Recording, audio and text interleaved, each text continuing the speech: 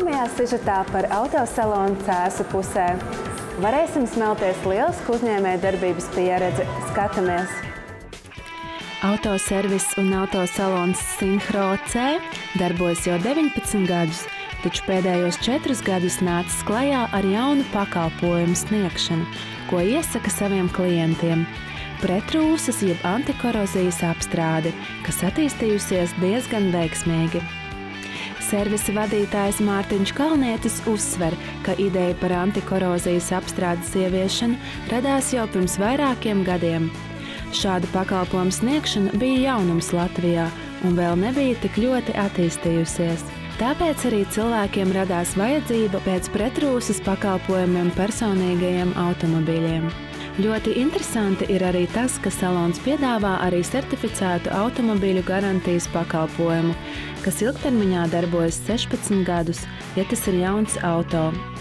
Es iesaku antikorozijas apstrādēt visām mašīnām, kas ir Japāņu mašīnas, teiksim, kas nāk no austrumiem. Tās ir Toyotas, Hondas, Mazdas ļoti daudz rūsē, arī jauna gada Mazdas rūsē. Pārsvarā viss, kas nāk no austrumiem mašīnas, kas ir Japāņu mašīnas. Protams, klienti tiek arī aicināti uz ikgadēju auto apskati.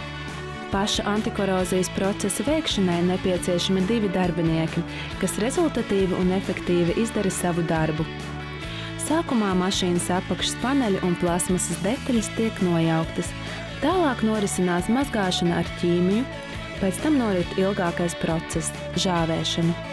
Durvis tiek apstrādātas ar caurspīdīgu vasku, lai auto nezaudētu savu vizuālo pievilcību. Antikorozijas procesā tiek izmantoti 4 līdzekļi. Viens no tiem satur alumīnija pulveri, lai nav redzamas jebkādas korozijas pēdas. Pilna antikorozijas apstrāde izmaksā 260 eiro. Autosalons klientiem piedāvā iegādāties automobiļus, kas tiek transportēti no Vācijas, sadarbībā ar uzņēmumu partneriem. Galvenokārt tiek pārdotas Opel markas, jo tās ir ne tikai modernas, bet arī ekonomiski lietojamas automašīnas.